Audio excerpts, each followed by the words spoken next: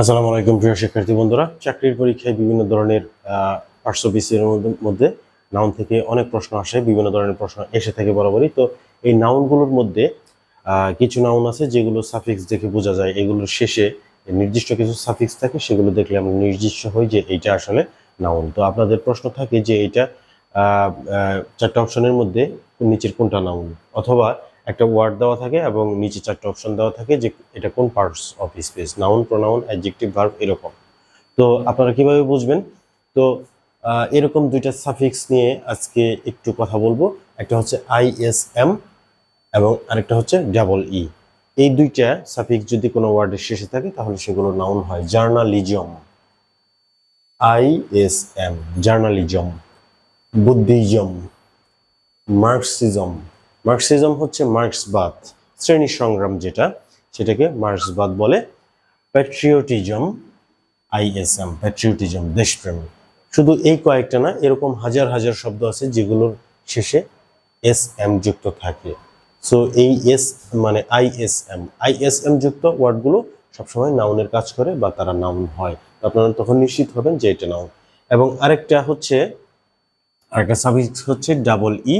এই double E যদি কোনো ওয়ার্ডের শেষে থাকে সেগুলো কিন্তু নাউন হয়। ট্রেইনি, ট্রেইন শব্দের অর্থ হচ্ছে প্রশিক্ষণ দেওয়া বা প্রশিক্ষণ নেওয়া বা প্রশিক্ষণ গ্রহণ করা। যখন ট্রেইনি হবে, ডাবল ই যুক্ত হবে, তখন কিন্তু সেটা নাউন হয়ে যাবে।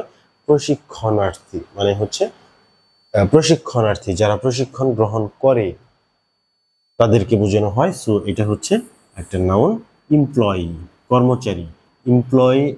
এমপ্লয় হচ্ছে কর্মচারী, নিয়োগ দেওয়া। এমপ্লয়ি কর্মচারী, মানে নাউন হয়ে গেল। পেই, পে মানে হচ্ছে প্রদান করা, পেই হচ্ছে প্রাপক।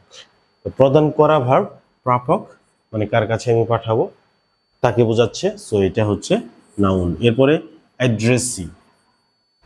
অ্যাড্রেসি হচ্ছে আপনার প্রাপকের ঠিকানা, কোন ঠিকানায় আমি চিঠিটা পাঠাচ্ছি বা প্রাপকের ঠিকানা কোনটা, সেই ঠিকানাকে বোঝায়, এটা নাউন। ট্রাস্টি, ট্রাস্ট হচ্ছে বিশ্বাস করা, আর ট্রাস্টি হচ্ছে বিশ্বাসযোগ্য ব্যক্তি।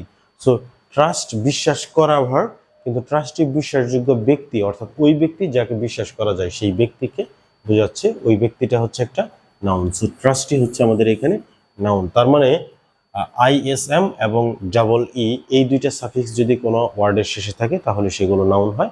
এবং এরকম অনেক সাফিক্স আছে যেগুলো নিয়ে আমরা আগেও আলোচনা করছি, এবং আরও কিছু সাফিক্স আছে যেগুলো নিয়ে পরের ভিডিওতেও আমরা আলোচনা করব আস্তে আস্তে এবং ধারাবাহিকভাবে।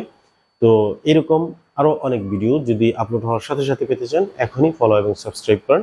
খুব শীঘ্রই আপনাদের সাথে আরও একটা ভিডিওতে দেখা হবে। Thanks for watching this video. Allah Hafiz.